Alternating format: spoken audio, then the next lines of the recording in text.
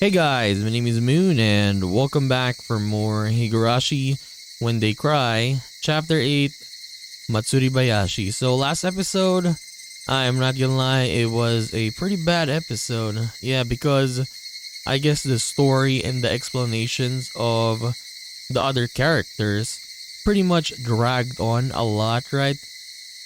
Sure, they gave us like Takano on how she got her backing, I guess, right? How she got funded for everything that she did, right? Yeah, that was okay. But the other parts was just dragging, telling us about the war, right? We didn't really need to know that. But yeah, hopefully this episode is gonna be much more better.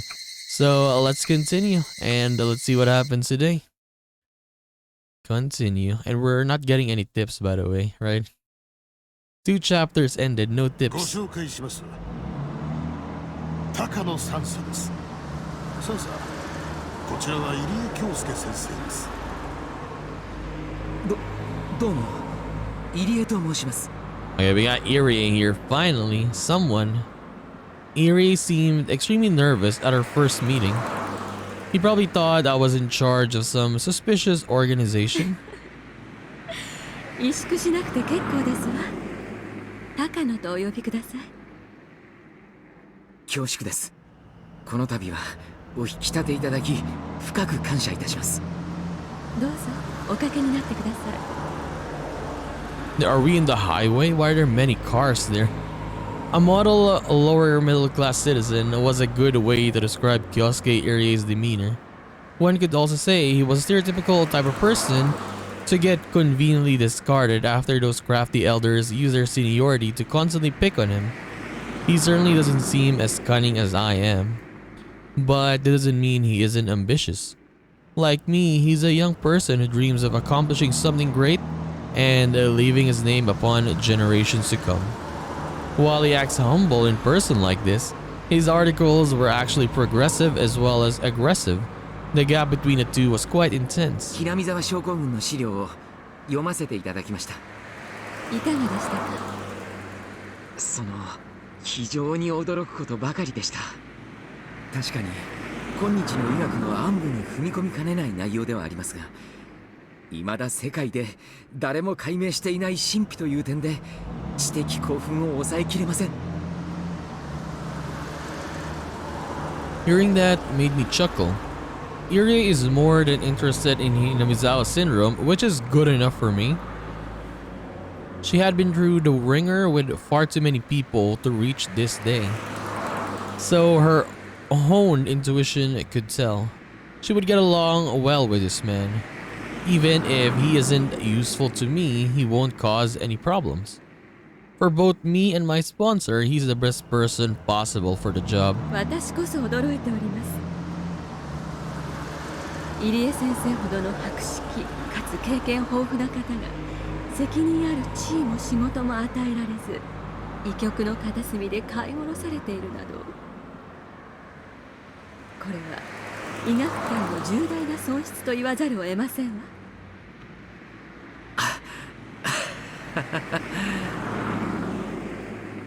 Irie laughed. He probably thought I don't know, but I had received detailed documents on him, so I knew why he was exiled from the limelight despite his rare talent and achievements.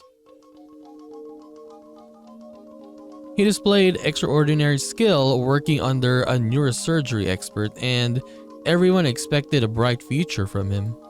But he was kicked out due to an ethical controversy. Irie's pet theory was that the antisocial behavior of individuals could be explained by brain disorders. Okay, let me, I guess max this a little bit. Okay. He believed that no one in this world was born a villain and that they were all just poor patients in need of treatment. He proposed that they were all proper and normal when born, yet as they matured, psychogenesis and various exogenous factors caused brain disorders that made them into villains. Therefore, what those evil people need isn't punishment, it is treatment, and if their diseases are treated, they will become a good citizens again, or citizens. That manner of thinking actually fell in line with the confusion belief of innate human goodness. What are these words, man? According to this theory, humans are born with a capacity for altruism toward their kind, and is only afterward that they learn and acquire cruelty. Irie believed that acquisition was a result of brain disorders. The human brain creates human thoughts. Therefore, if one becomes emotionally ill, that means their brain is ill, so if their brain gets treatment, they will recover emotionally. The field was called psychosurgery.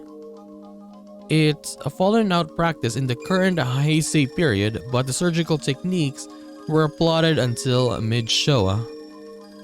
Especially since it produced spectacular results on a chronic mental patient that was said to be incurable, the man who invented it even won a Nobel Prize. That was how revolutionary it was. Humans think that's why they become ill. Everyone knows that's why those who overthink matters are prone to mental illness. When the organ that thinks and debates grow ill, humans deviate from social behavior. That part is called the frontal lobe. Put simply, psychosurgery is surgery performed to operate on the frontal lobe. This kind of surgery doesn't require removing the whole epicranium. A small hole is drilled through the cranium and a special scalpel is inserted down to cut it. Jesus. It's not a major surgery, just a technique for quickly operating on the precious frontal lobe. Honestly though, right? It's insane how people find out about this. Like, oh, we need to cut this so they can be good. It's insane how these people find out about this kind of surgery, is what I'm saying. Indeed, it was a revolutionary in its simplicity. All the severely ill mental patients miraculously recovered, so the technique spread around the world quickly. Those with obstinate and chronic mental illness, the severely ill trapped in deep inescapable depression, all of those could be saved by this technique. Throughout history, humans have come up with many different religions and magic tricks to heal emotional injuries. So needless to say, the idea of being able to treat them with a surgical technique was truly revolutionary. Irie admired psychosurgery and pushed forward in the field of surgical techniques to treat human souls.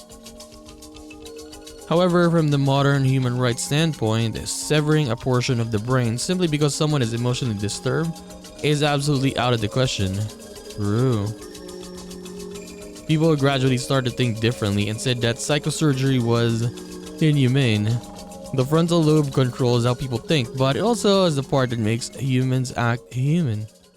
There were quite a few cases where the cut caused drastic, irreversible changes in the patient. I mean, yeah, you cut something in the brain. Of course that's irreversible. Like for example, for one person, when you do it, it's a success, right? But for another person, it might be a failure. A basis of happiness born from lack of thought. A change in personality. A loss of interest in everything. Major mood swings due to lack of control over one's emotion. Some even lost part of their memories. Of course, some didn't even survive the surgery. Yes. By the mid-1960s, the use of psychosurgery declined. Also due to the development of psychotropic medicine, the surgery was hardly performed anymore anyway. Yet some people still believed in the idea and continued to perform the surgery and gather clinical data. They wanted people to recognize the value of the technique once again. Some of these surgeries were performed without consent. One theory is that in Japan alone, there were thousands of people who woke up from general anesthesia, only to find out part of their brain had been removed. Today, to perform such a surgery without a patient's consent is considered totally unethical, but it was different at the time. For one thing, the idea that doctors required prior patient consent was proliferated in the modern Heisei era. Therefore, people at the time didn't think it was a big of an issue. It was only later that people started to argue that it was inhumane. Finally, a decision was reached and the curtain was closed with the rejection of psychosurgery. Later, the Japanese Society of Psychology and Neurology passed a resolution to end psychosurgery. After that, psychosurgery was banned throughout Japan and made a forbidden subject of Japanese medicine. Irie was the leading person in the field of psychosurgery. He continued to advocate its effectiveness and results. Therefore, he was treated as a war criminal who practiced inhumane medicine, and he was exiled from the public eye. However, that doesn't mean he changed his beliefs. He still believes that immoral behavior is caused by brain disorders, and the secret of treating them is in fact hidden in the brain. So the existence of the Hinamizawa syndrome, caused by parasites living in the brain that control human emotions, actually affirms his theory. 私ごときでよろしければこの度の話ぜひ引き受けさせていただきたいと思います Of course. Given Irie's history, he would never turn down this offer. Despite his mild-mannered appearance, Irie was possessed by a mighty ambition. There was no way? He didn't desire a chance to complete the research that would prove himself to the medical society that ostracized him. I'm handing him the chance on a silver platter. ありがとうございます。入江先生ならばきっと良いお返事をいただけると信じておりました。Remember what she did to Irie on the other chapter, right? On chapter 7? 当方もあなたのような専門家を迎えられとても助かります。しかし私などが所長でいいのでしょうかそれは高野さんがやられた方がよろしいでしょう私は単なる医者に過ぎません人の上に立ったことなどご安心くださいそれにつきましては私も全面的にサポートいたしますトップは制服ではなく背広からというのが上の希望でもありますお気に召しませんか入江所長という呼び名は Don't worry, I'll give you my full support. Our sponsor wanted to pick a civilian. Besides, wouldn't you like to be called Director Irie?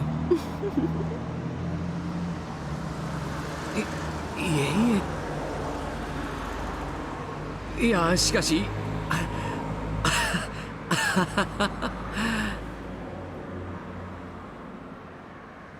Irie laughed to hide his embarrassment. 現在ひなみ沢に研究施設を建設中です表向きは診療所ということになっています入江先生にご快諾をいただけましたので入江診療所という名前にいたしましょう一国一城の主とはもったいない話ですあと身分を陸自で預かることになりますので先生の席は陸自の医官という扱いになります私の上司ですので2佐の階級になりますね入江2佐という呼び名はいかがでしょう Lieutenant Colonel Irie. What? Why is it double Lieutenant Colonel?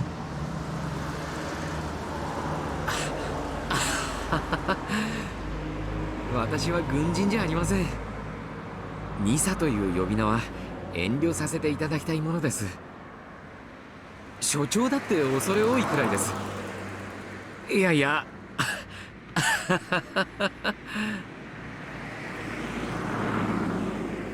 He's getting a chance to research brain parasites, plus being given the title of director of a new clinic as a camouflage.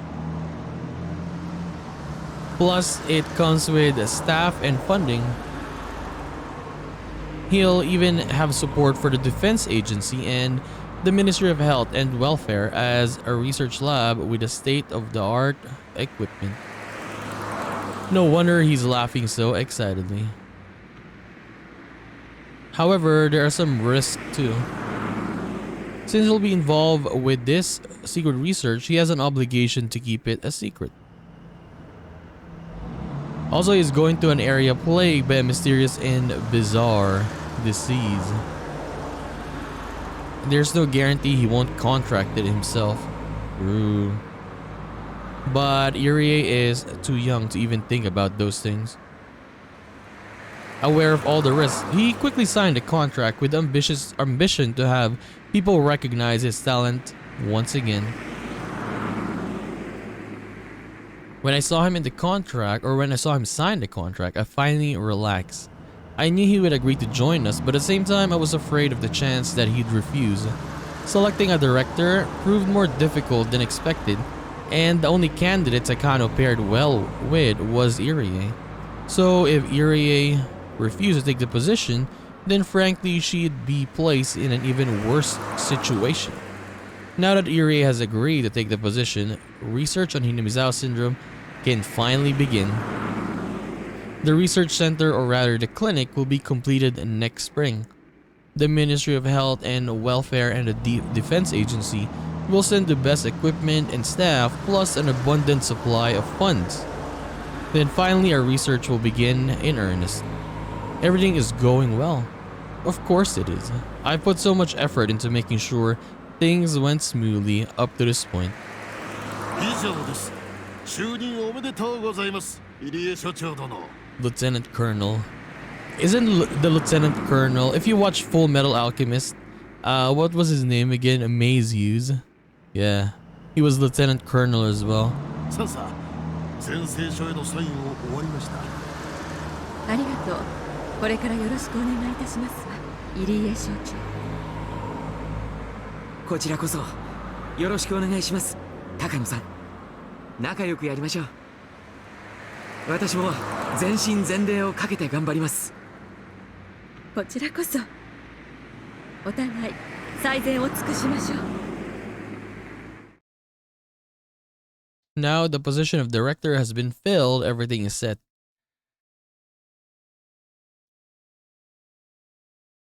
Okay.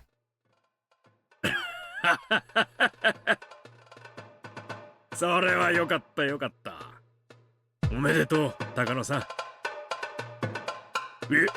高野三佐でしたかな？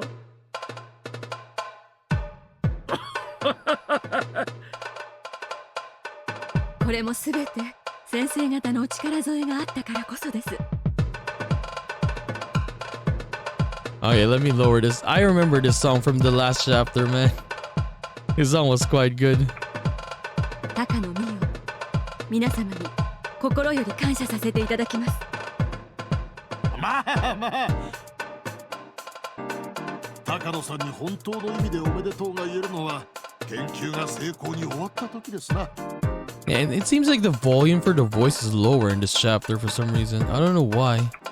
ようやく入り口にたどり着いたにすいませんよ。おっしゃる通りです。寝る間を惜しんで研究に身を投じていく覚悟です。高野先生が成し遂げられなかった、さらにその先へ至られることを私ども一度楽しみにいたしておりますぞ。ああ、まあ先生、今日はそういう堅苦しい話は抜きにしましょう。今日は高野さんのこれからと入江機関の設立を祝って乾杯と参りましょう。乾杯の前にご挨拶申し上げます。厚生省の永田と申します。どうぞよろしくお願いいたします。ああ、高野さん、彼をバシバシこき使ってやってください。彼のところの研究所は入江機関のバックアップをしてくれます。技術的に困ったことがあったらいつでも頼ってやってください。こき使うだなんてそんな。こちらこそお世話になります。高野と申します。どうかよろしくお願いします。高野さん、こちらも紹介しましょう。陸自から出向の富武君と小此木君です。陸自側からのバックアップをします。ぜひご挨拶させてください。はじめまして、富武と申します。Dude, we finally see a face in this game, right? Tomitake. I mean, another one, この度のプロジェクトの監査役を仰せつかりました。どうかよろしくお願いいたします。The funding for our research is largely coming from the SDF. It's only natural for the SDF to sign a watchdog to make sure reasonable research is taking place. However, someone in a position like that should be my opponent. Why was someone in that position invited to this private party? Does it mean this auditor is on my side too? Seeing that thorough groundwork, I couldn't help but feel the strength of having a sponsor all over again. 私は直接はひなみ沢に赴きませんが、定期的にお伺いして研究の進捗管理などをさせていただくことになります。それは残念ですわね。ひなみ沢は空気も良くて自然も素晴らしいところですのよ。ぜひ仕事以外でも気軽に遊びにいらしてくださいね。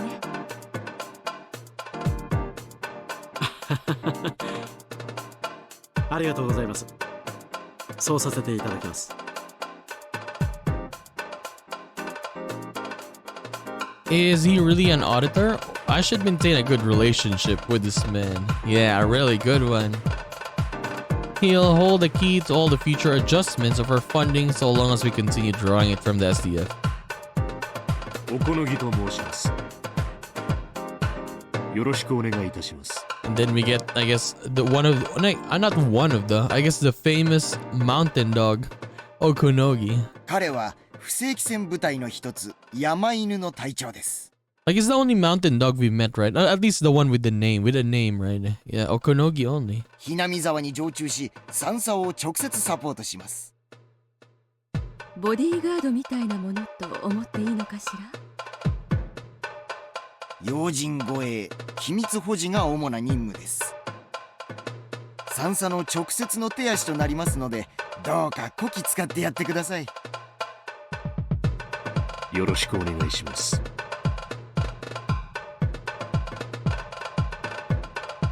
Tomitake seems to be an honest type for a military man, but this Okunogi person looks the complete opposite.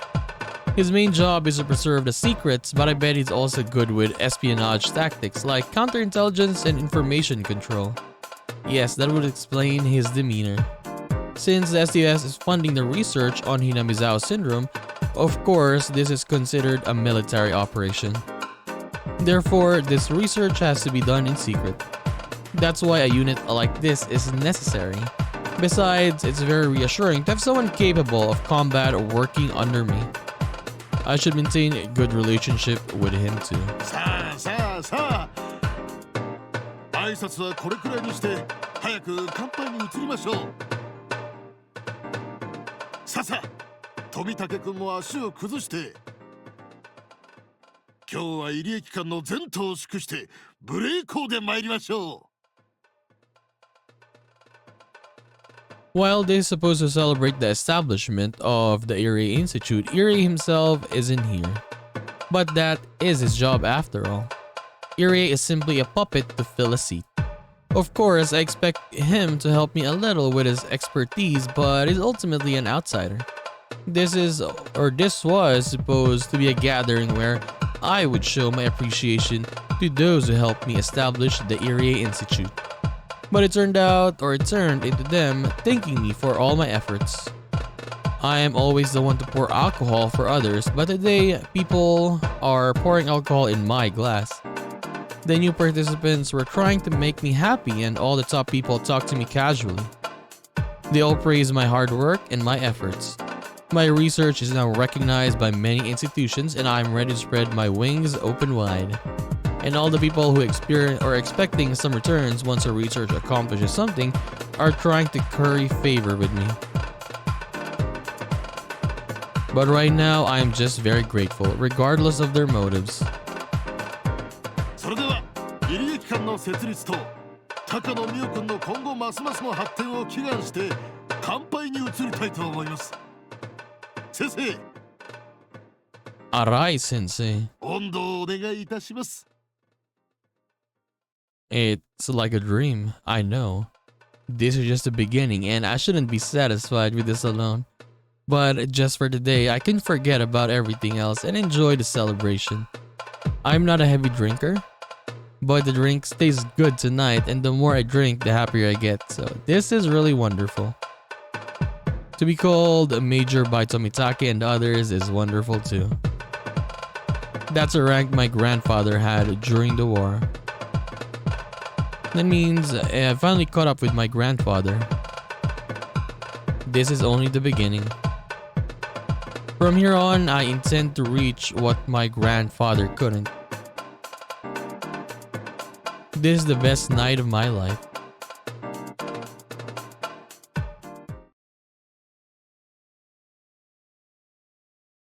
I ended up leaving to fix my makeup.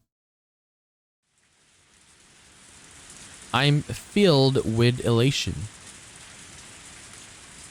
I need to feel fresh air to calm myself down. My heart is about to explode because I'm so happy.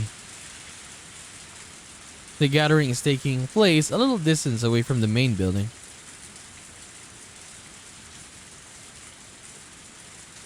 The restroom is in the main building, so I need to walk across the hallway.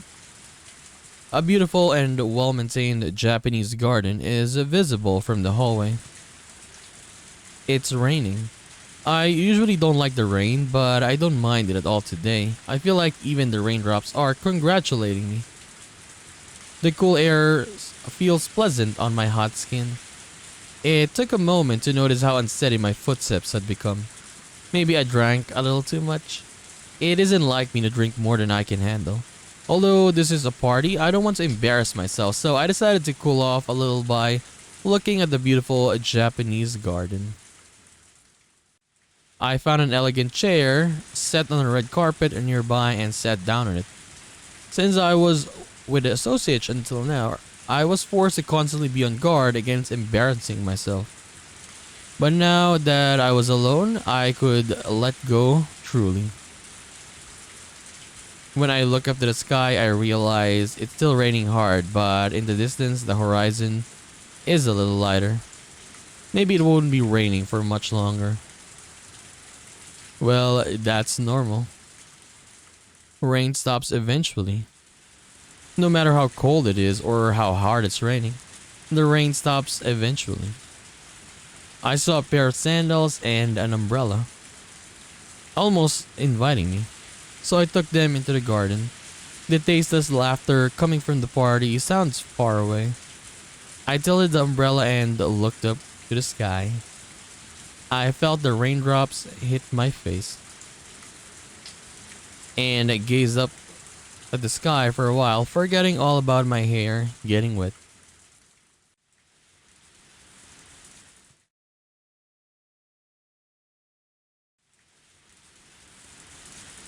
I thought the rain would cool down my boiling heart, but as my body got cold, I started to feel miserable.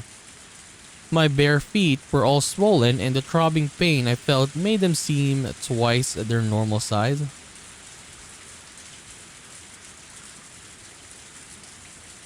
The gravel continued forever. I didn't even know what direction I was headed in anymore. I could no longer hear my pursuer. Oh, we're back! Okay, I guess we're back. Let's put it a little bit louder. We're back to the past. I had probably lost him by running through the woods like mad. My body was covered in scratches. I finally started to feel the pain from that. I felt both cold and hungry. There was no place nearby to take shelter from the rain. I was just on a little path in the woods. My worst fear was that I could end up heading back towards the orphanage. After bolting and losing my sense of direction, I had crushed the man's finger. I mean, you didn't crush it. Yeah, you bit it off, right? I didn't think I bit it off, but I was sure it would leave a scar. Taking that into consideration, it was very clear to me what kind of torture awaited me back at the orphanage, okay? Therefore, I'd have to reach the House of Love and Mercy. If only it had been daytime, then I could easily have found the right way to go. However, with this rain, there was nothing I could do. But I couldn't stop. I had to keep walking until I reached something. I wondered if Eriko and the others had escaped safely. I didn't know how many people came after us, but at least one came after me. In other words, it meant they had a better chance.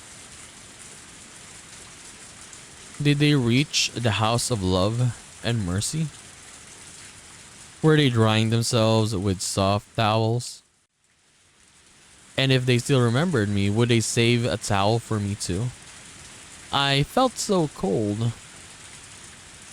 I wanted to find shelter and sit down, but there was nothing of the sort.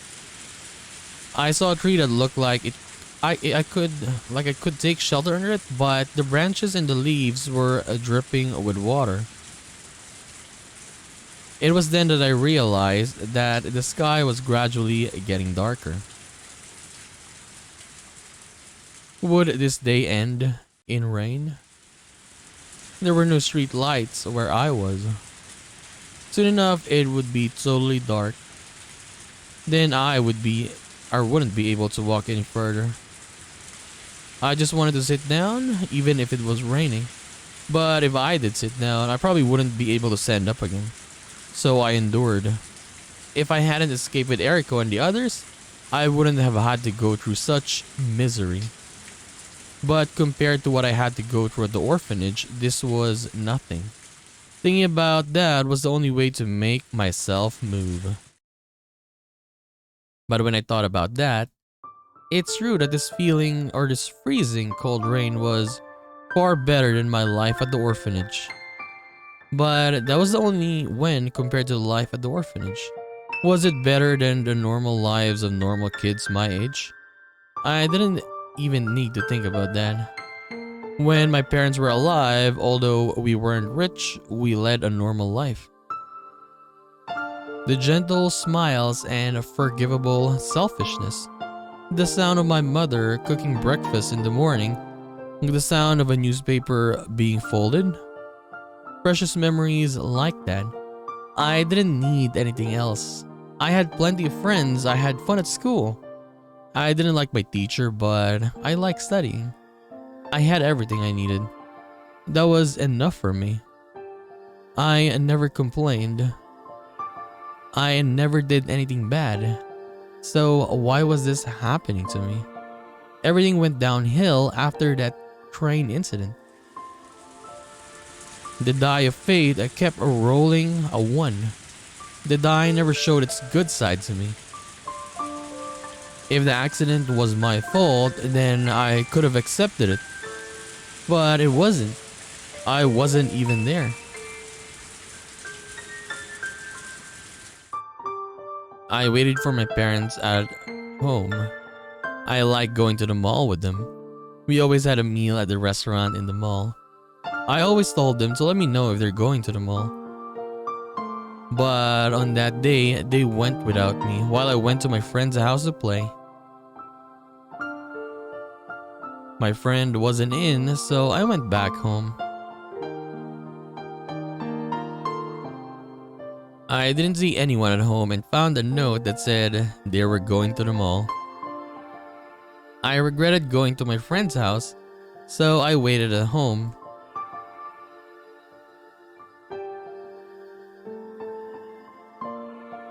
They didn't come home, they were still gone by dinner time. I was getting hungry and got angry with my parents for leaving me. I thought they were having dinner at the mall or restaurant without me. If I hadn't gone to my friend's house, I would be eating dinner at the restaurant too. I loved the little flags that came with the kids' meals. I was collecting those flags. Yes, I was. I was trying to collect 20 of them, thinking that once I collected 20, something wonderful would happen. But I couldn't collect 20 of them. I only needed one more. If I had one more, maybe the accident wouldn't have happened. A very sad memory of a flag from a kid's meal. I kept waiting for my parents to come home from the mall. I was so hungry, so I started to eat some dried fish. If I ate too much, my mother would find out, so I was careful not to gorge myself. Then the phone rang. I assumed it was from my parents. I answered the phone in an angry manner. But it wasn't them at all.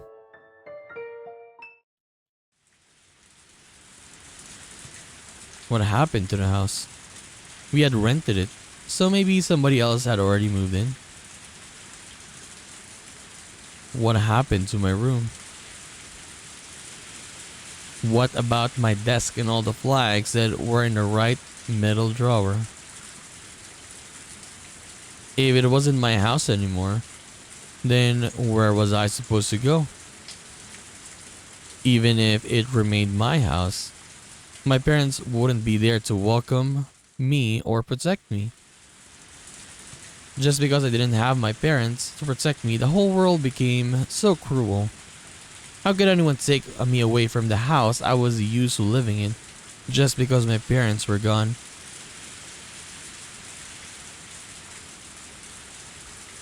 Why didn't they just leave me alone? They asked me many things. They tried to confirm many things. But how could I have understood any of the forms they gave me? I was asked a yes or no question. I had no choice but to answer yes. And before I knew it, I ended up at the orphanage. It was beyond heartless. I didn't do anything wrong. I was just a little girl. I had to sign so many papers, but why this? The warm and gentle world ended suddenly without advance notice. And I was thrown in the cruel and merciless world alone. Was this the real world? Did I have any allies at all? Just because my parents died and I didn't have any relatives, the world had become so sad. When is the die going to come up with a 6 instead of a 1 to make up for the continuous series of the latter?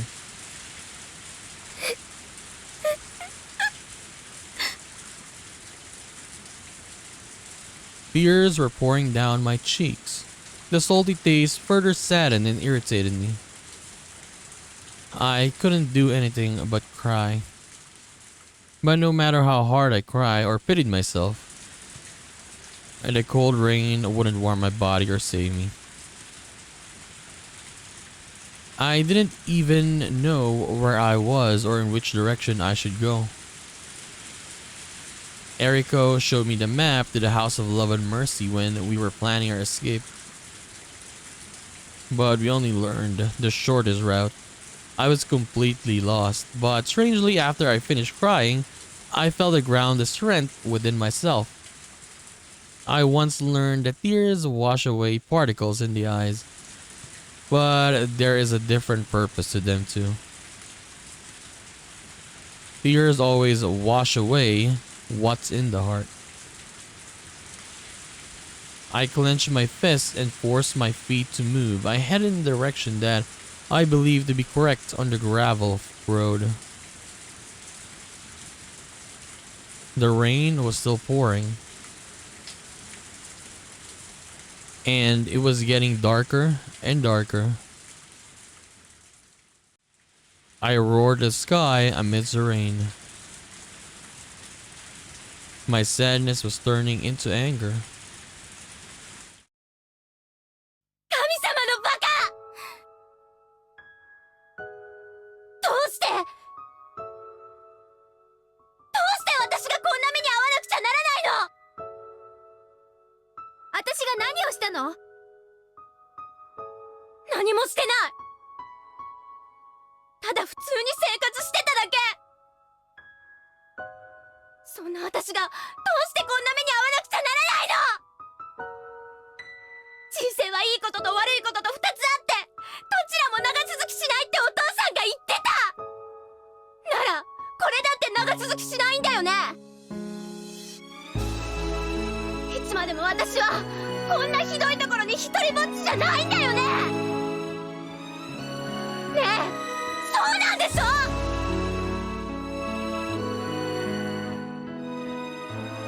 As I looked up, I felt the raindrops hit my face. There is no God, I knew that in my heart, but such disbelief wouldn't save me. If I believed he was there, I should have been saved. No, I needed him to be there. Was he going to answer me? I heard thunder. Then I realized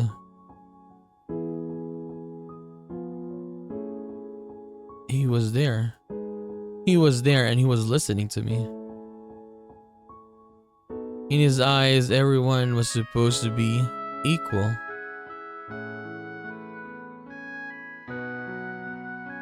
And he was listening to me. もう私は十分辛い思いをした。十分すぎるくらいに。これまでがそれに見合うくらいに幸せすぎたなら、この不幸を甘んじて私は受けることもあるかもしれない。でもそんなことなかった。私は普通の生活をしてきたに過ぎない。それが幸せじゃなかったのかと言われたら、確かにそれは幸せだったのかもしれないけど、だからってそれの裏返しがこれではあまりに見合わ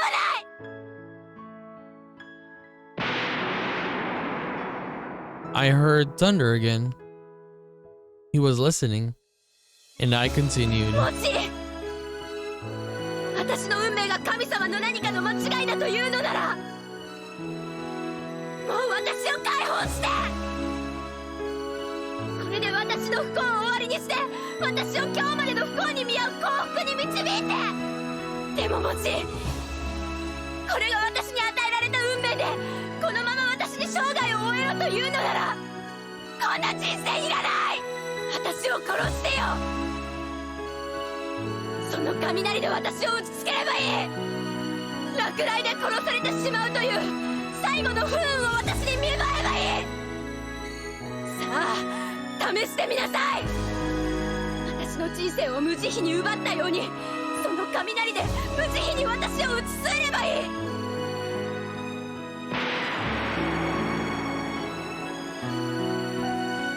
It was loud enough to make me shiver. Normally, I would just hide in the house and wait until the thunder went away. But on the day, I wasn't afraid.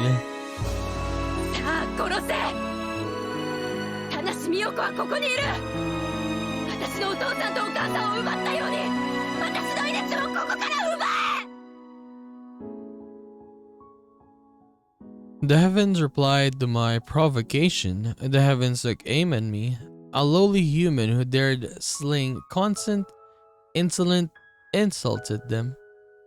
That was my wish. I opened my arms. He's God, so he wouldn't miss me. However, I guess even gods make mistakes sometimes. Although he's supposed to be fair, he had been unfair with me. さあ狙え。殺せ。私を天に連れて行け。だがもし私を殺し損ねたなら、私の運命をひっくり返してみろ。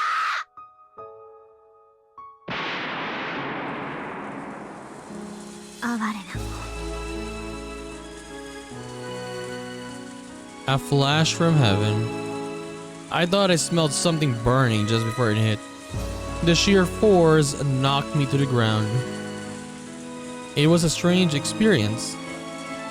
It was something that had just happened, but it already felt like it happened many years ago. I had no idea how long I was down for. I smelled something odd. The bad stench woke me up. When I looked, I saw that the huge tree behind me had been split open. Its leaves were smoldering. I looked up and saw sparks in the darkness. I couldn't understand what just happened. I just stood there. The thunderbolt had struck. It didn't strike me, it struck the tree behind me. I didn't get to die. He was telling me to keep walking in the woods in the cold rain. I won my bet with God. I bet my life. I bet my life against the lightning and the thunder. It could have killed me instantly. But he missed. So he had to fix my life. I looked up the sky, laughing and bragging that I was still alive.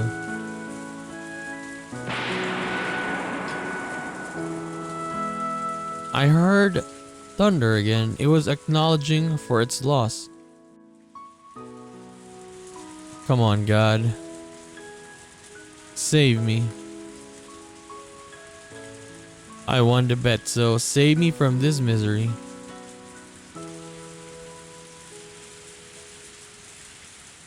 I stood there. I waited for God to do something while the rain poured down on me. But he didn't answer me again. I couldn't hear the thunder anymore. Again, I felt the warm tears pour down my cheeks. What was I thinking? If there was a God in heaven, he wouldn't have let anything like this happen to me. My miserable life was a proof of God's non-existence. The darkness was about to swallow me utterly. Would I have to sleep out there? God must have wanted me to die slowly in this cold rain instead of granting an instant death by lightning. I wish the sun would go away. I wish the sun would never rise. I wish that as the woods had grown completely dark, my existence would be hidden by that darkness. I wish that I could just disappear. Okay, the music suddenly just stopped. Had it been an eternity, or was it a matter of seconds? I couldn't even tell the time in such darkness. It was then that I saw something. It was a light. I noticed it because the woods were so dark. But was it really there? Had it been there the whole time? I felt like the light was inviting me towards it. It was a fluorescent light. I didn't normally like fluorescent lights because I always thought that they looked cold. But I didn't feel a coldness from that white light. I made myself believe that the light was a guide sent by God. I wouldn't be saved. The light reflected in the puddle. It wasn't a muddy puddle. It was a puddle on asphalt. I had made it out of the woods and was on a paved road. The light was a street light. Being on a paved road, it didn't really solve anything. It was just a country road. It was a road that went through the woods, so there were no houses, no shops, and not even a single car going by. There weren't too many street lights on the road, so it was still very dark. My feet touched the asphalt. It felt so different from the gravel I had been walking on earlier. It felt almost merciful. My feet had grown used to walking on gravel, but after feeling the softness of the asphalt, I never wanted to go back to the former again. I could only choose between heading left or heading right. I was grateful to God for leading me to this asphalt road, but I wish that he had given me a little more guidance. Such a little bit of luck couldn't make up for all the unhappiness I'd gone through. And that was when I sensed his guidance. I saw another light in the distance. It was only on the right side, and I headed towards it. And when I got there, I understood what it was. I was amazed to find it there. A telephone booth. Who would actually make a call in the middle of nowhere? A telephone booth in the countryside was rather unusual. There were plenty of red public phones all over, but I had always thought telephone booths only existed in big cities. It almost looked as though the telephone booth had been put there as a punishment for doing something bad. When I thought that, I felt bad for the lonely telephone booth. It reminded me of myself. Even if I went inside a telephone booth, what could I even do in there anyway? I already knew the answer to that question, but no matter what, I just had to get in there.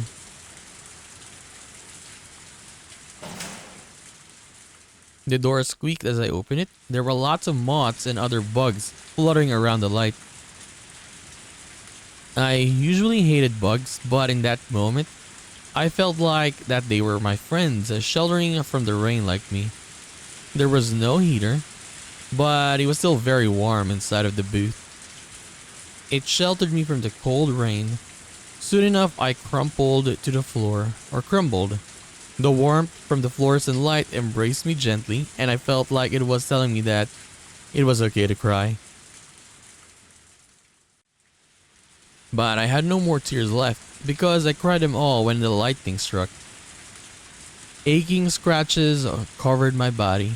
My calves were in pain too. Everything hurt everywhere, and I didn't even want to get up ever again. I wish I could fall asleep. But if I did that, the staff from the orphanage might find me. The windows on the booth were high up, so if I sat down, I wouldn't be visible from the outside. But as it was the only shelter in these dark woods, the staff would be sure to check it out. That was why I couldn't stay there for long. Telephone booths from back then weren't completely made of glass, so it was possible to hide inside one. My exhausted spirit understood that I had to move, but I just couldn't make myself. Maybe I was experiencing some kind of vision. I felt a strange calmness that I'd never experienced before. I didn't feel that I was myself. It was very, very strange. I thought that maybe I was killed by that lightning. I had assumed that I was still Miyoko Tanashi, but maybe I wasn't her at all. I seriously considered those things. Then I started to think that the telephone booth had something to do with it. Because God led me here. He couldn't have done so just because he was providing shelter from the rain. There had to be something else. I wondered what it was. Could there be something in the booth that could have saved me? But what? A telephone booth is used to make a phone call. But I didn't have any money. But then, I noticed something that looked like copper. My heart skipped a beat. But yeah, who is she gonna call? I guess in this time, she hasn't met the grandfather yet, right? Her grandfather. So, but yeah, does she even know the number though? The 10 yen coin I saw wasn't there before. Did I just miss it?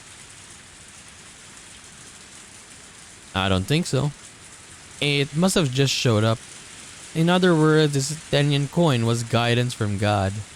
He was telling me to make a call with that coin. But who? There was no telephone book. In that case, I could only call a number I knew. Did God want me to do that then? There was only one coin. I could only call one number. And I couldn't talk for that long. I had challenged God earlier, so it was just a matter of course to think that God was challenging me in return. I had only one chance, and he wanted me to test my luck with that chance. I left the phone booth and looked up at the sky. Then I yelled in my heart, "You're on, God." I wondered who I could call. Who? My house? My parents were dead and I had no relatives. Even if I called, nobody would answer. Actually, the phone bill wouldn't have been paid for a long time, so the phone line would already be disconnected. My house was my lost life itself. No, the debris of my life. Calling home would simply be an expression of regret, which ran counter to the positive attitude of one trying to change their life. So surely using the coin to call my house was wrong, which meant I had to cast this Senyan coin towards my future. Future. My future? What future anyway? Then I heard a huge thunderclap, which cleared my mind. In that clear state of mind, I saw something from the past. It was the last sight of my father. His final moments on the hospital bed, though suffering from pain, he tried to tell me something very important. もしもな、お父さんが死んだら高野先生を頼りなさい。高野一二三先生だよ。言ってみなさい。高野ひふみ。そうだ、高野一二三先生だよ。高野先生はお父さんの恩師なんだ。きっとお前を助ける。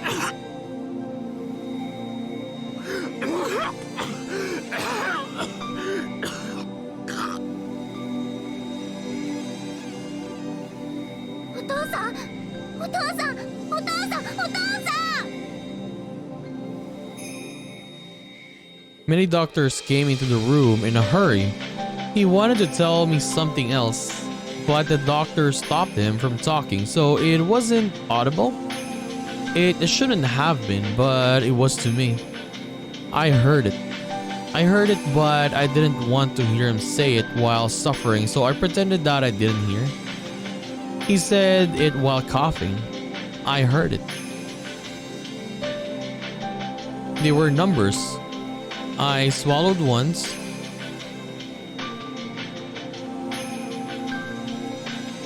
That's right. It was a phone number. He knew nobody would take me in because we had no relatives. He told me to get in touch with him, Dr. Hifumi Takano. He tried to tell me his phone number. What had I done?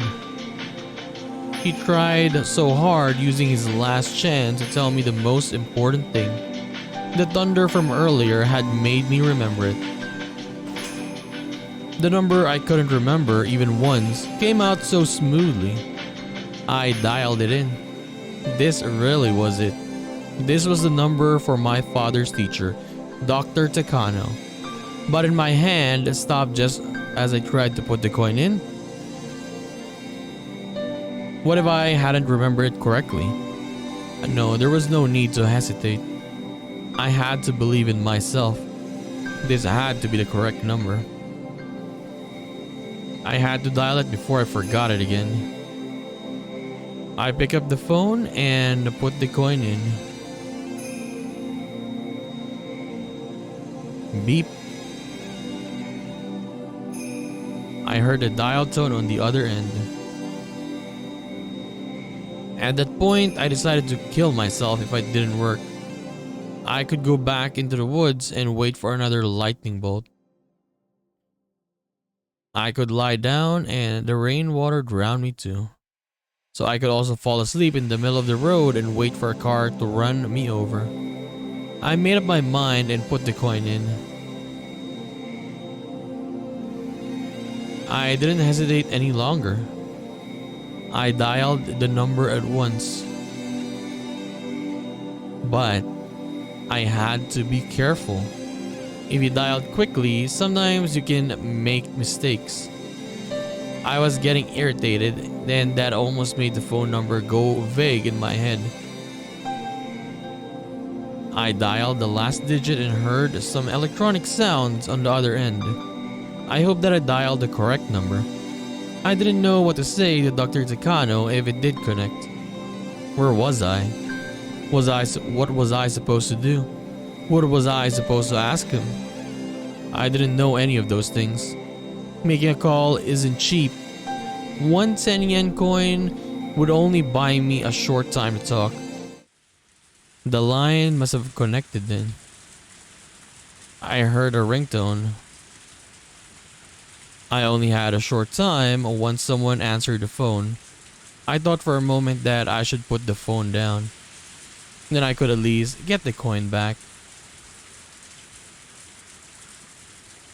I could call back after sorting out my thoughts, but then someone answered. もしもし、高野です。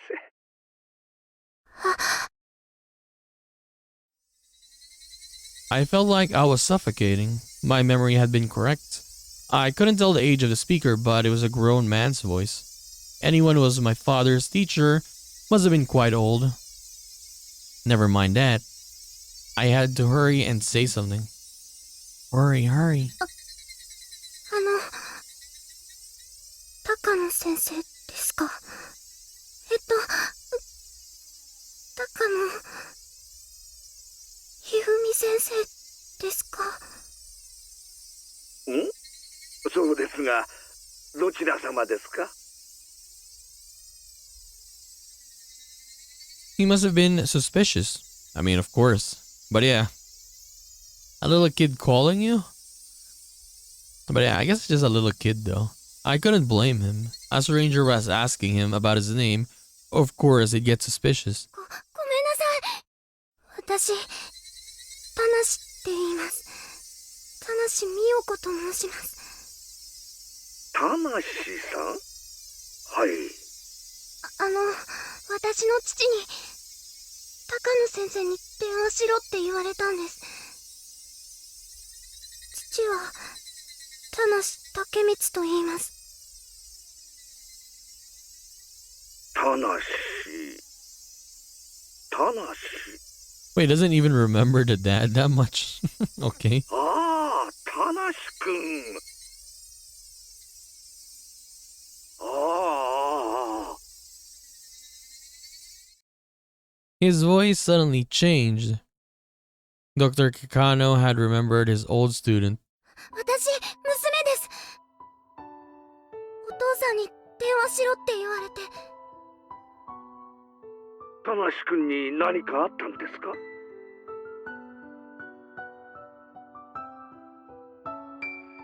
I was going to run out of time. お父さんとお母さんが事故で死んじゃって。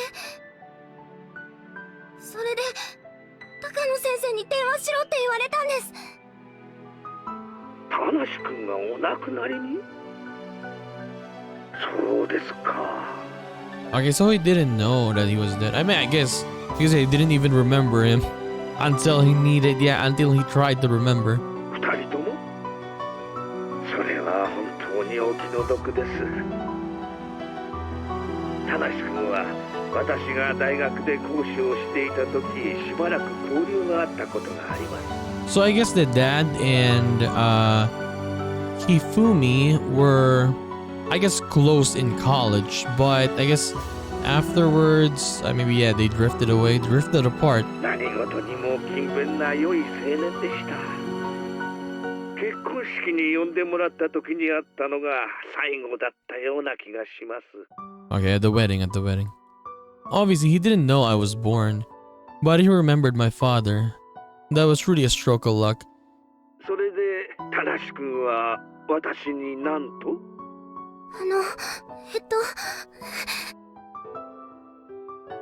？I didn't know what to say. I was only told to call Dr. Takano. How could I tell him that? My time was running out. I felt more and more anxious by the minute. Phone calls are disconnected without notice. But somehow I sensed it. I only had enough time left for one sentence. So I decided to say one sentence filled with all my hopes. The phone call got disconnected. Maybe he only heard part of what I said. I could only hope he was able to sense my despair. I couldn't hear anything from the receiver anymore. But I actually talked to Dr. Takano. I confirmed that Dr. Takano existed. He existed and he remembered my father. If he grieved over his student, he would come visit my house. And he would find out I was sent to an orphanage. Then he would come and get me. That's when tears flowed down my cheeks again. I thought that my life was hopeless. I never knew that finding even a grain of hope could make me feel so happy and strong. The voice I heard in the phone was so warm and dependable. So my father must have thought about me for a long time in that hospital bed and came up with a name that he could trust his daughter with. Dr. Hifumi Takano. So I could trust Dr. Takano. I had to believe that he would find me. But it might take more than a few days. I'd have to wait patiently. A few days, a month, more? I could only wait patiently. Either way, I couldn't stay in a telephone box. The staff would easily find me. I went out into the rain again. But this time the rain felt a little warmer than before. I had wished to die by lightning. But after the phone call, I was filled with hope and the will to live. I wanted to live, and that was why I felt pain all over my body. When I still wished to die, I didn't feel anything. I had to wait patiently until Dr. Takano came to pick me up. I had to get to the House of Love and Mercy. That would be the best place to wait for him. I didn't think the orphanage would tell him I escaped to the House of Love and Mercy. But the house wouldn't stop me from calling him. All I had to do was call him again and let him know where I was. But I didn't know where I could find the House of Love and Mercy. How far is she, by the way? Yeah, I forgot that she was escaping, right? But yeah, how far did she get? I couldn't see any signs anywhere, and I didn't even know what direction the orphanage I escaped from was in. But I couldn't just stop. I had to walk. I had to find shelter. I had to find someone and ask for directions to the House of Love and Mercy. I had to keep going because I finally saw the light at the end of the tunnel. The chills and throbbing pain tormented me, but I couldn't until I met Takano-sensei. I wished a car would come by. If it was someone who lived in the area, I could ask. But the police wouldn't do me any good. I was sure the orphanage had already called the police about our escape and they wouldn't be forgiving. The police were sure to send me back to the orphanage. Either way, I wished that someone would show up. Otherwise, I have to keep walking on asphalt in darkness forever.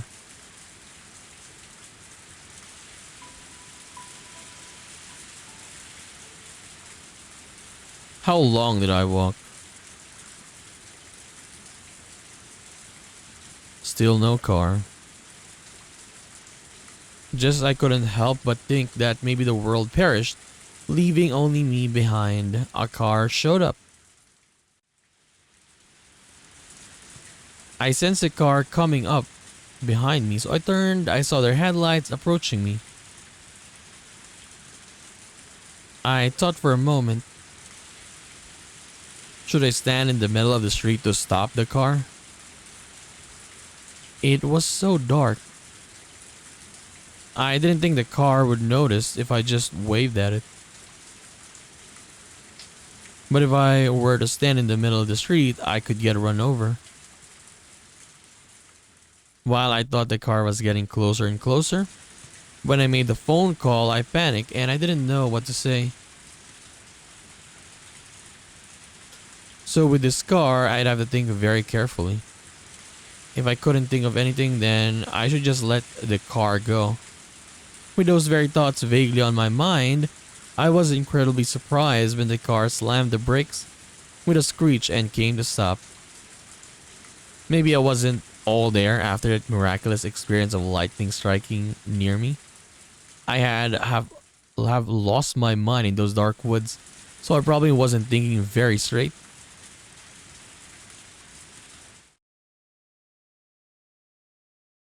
Because the car had stopped after recognizing me. In other words, the driver knew who I was. And the only person or the only people in the area who would recognize me were... Suddenly, a chill ran through my whole body. But yeah, is it the orphanage though? That chasing her? I started to dash away. I heard a voice calling after me. I no longer had the strength to run. My feet were trembling and I couldn't make them cooperate. I realized that I shouldn't have sat down in the telephone booth. That was why I couldn't keep running. I was suddenly grabbed from behind, the collar of my clothes almost choking me. I heard fabric being ripped. I fell in the puddle and a staff member got on top of me. Okay, it is actually them. This time his finger wasn't in my mouth. All I could do was struggle. As I did so, I remembered all the scary stories Eriko and the others told me. All the torture the child who was caught had to endure. The drowned ducky punishment, the mashed caterpillar punishment, and the splayed piggy punishment. The names of those eerie sounding punishments came to mind. I screamed and struggled with all my might, but it was too late. I was shoved into the back seat of the car. Why couldn't they just let me go? Simple. They didn't want me talking about them to anybody. The staff were yelling and screaming while chasing me, but once we were in the car, they went silent. It was like the Grim Reaper had come to get me. Whether I liked it or not, I had to come to terms with the fact that my luck had run out.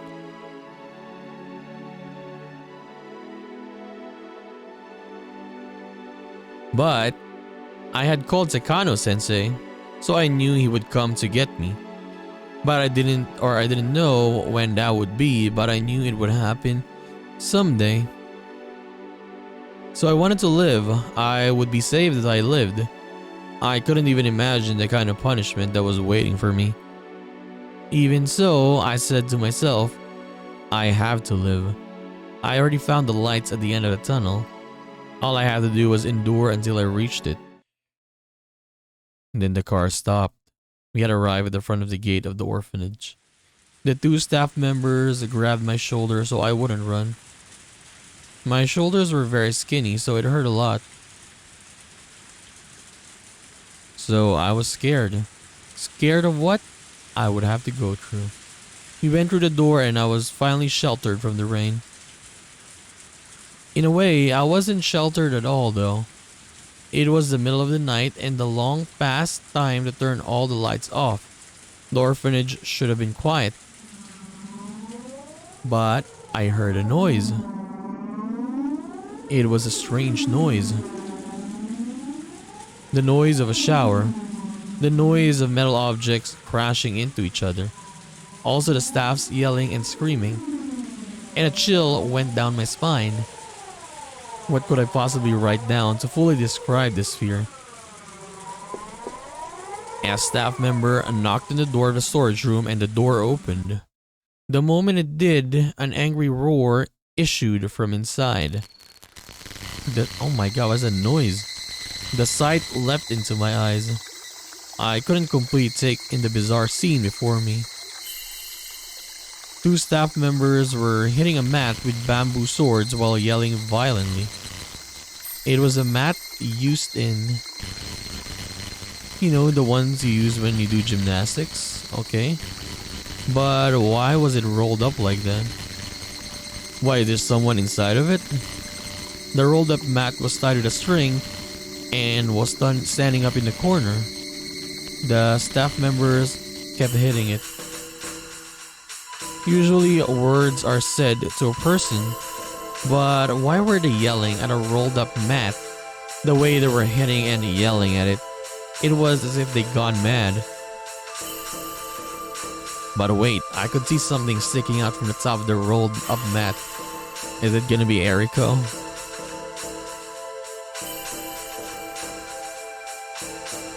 It was, let me see.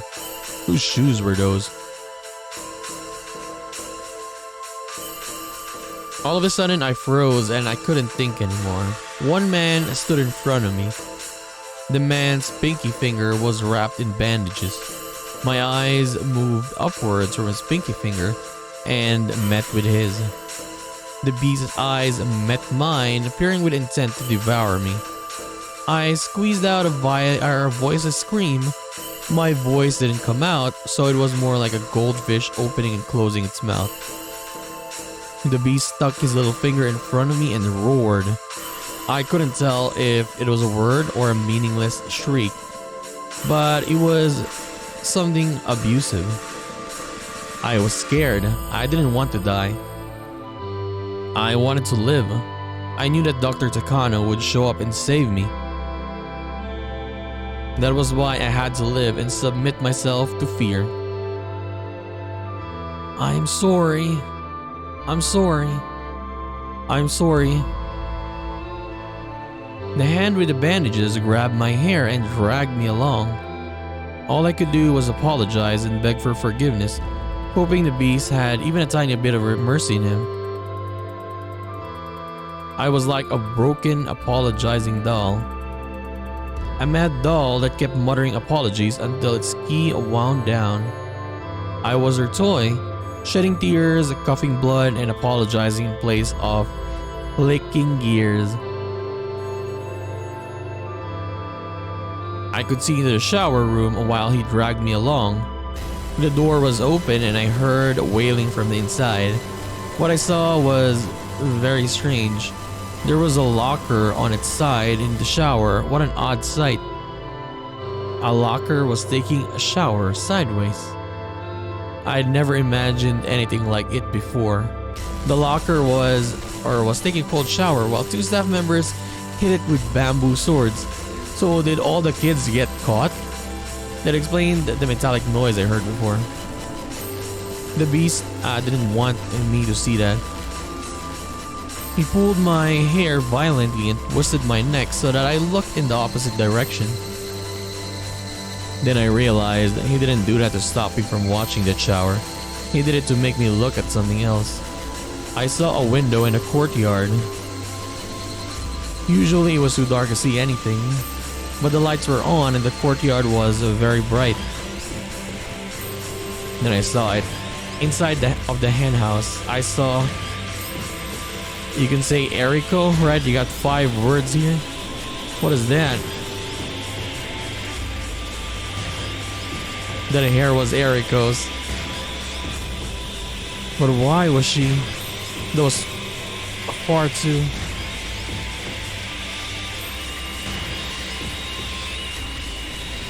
All of them got caught. They thought that only one person, I guess. I mean, yeah. Like, of course, the orphanage would learn, right? If they did the mistake back then, they wouldn't do it again the next time. I don't want to die. I know Dr. Takano is coming to save me. I know he is coming. I was taken to the staff bathroom. It stunk of ammonia. I saw Anne, which just doesn't fit in the bathroom. Why was this in the bathroom, I thought? He's not planning to. Okay? No way.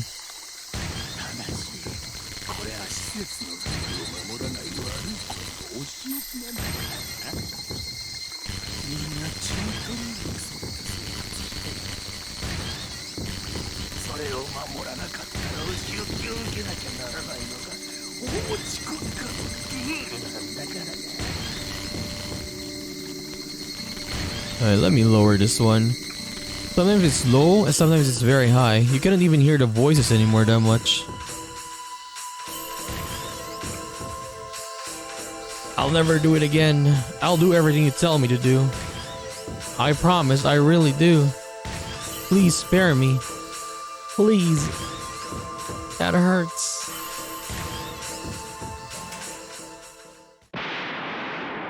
Oh my god. Is it over? It's over. Jesus Christ. What is the volume in this this chapter in general? Like the mixer or the volume, right? Sometimes it's very high. The voices are very low. We got no tips again. Okay, I'll try to fix it next episode. Yeah. The volume of this one. Sometimes it's very loud. At least in my end. I'll check the video later if it's loud or not. But yeah, at least in my end it's very loud. I couldn't hear the voices sometimes because of that. But yeah, much better episode this time. We saw Irie, Tomitake, Okonogi, right? So I guess we got some more backstory in that. How they started the Dr. Irie's clinic, right? So that was good. See more of Takano's backstory as well here. And yeah, basically it was just very sad. I feel bad for her when she was a kid, yeah. When she was an adult, I guess that's a different story because of, yeah, what she's doing, basically, right? But when she was a kid, yeah, no one deserves that, of course. It's just sad. You lost your parents and then this happens to you, right? I don't know. It's very sad, man. Let's see how Dr. Takano saves her, though. Yeah, and it looks like all of her friends get taken as well, right? Or all of them got caught. Like, yeah, I was saying earlier, but because of the very loud music, I said I'll do it later. But yeah, if one team, for example, the kids who escaped before them did that, they scattered, right? So of course the next time the orphanage is gonna adjust and they're gonna do much better, right? And yeah, now all of them got caught. And yeah, I don't know what the words they were saying. They're probably like way too violent words. That's why they're just showing XXXX, right? We'll see. So yeah, we'll see what happens next episode. How Dr. Hifumi Takano saves her, right? So we're gonna continue this and do more of Higurashi When They Cry, Chapter 8, Matsuribayashi in the next one. So I'll just see you then, guys. Bye-bye.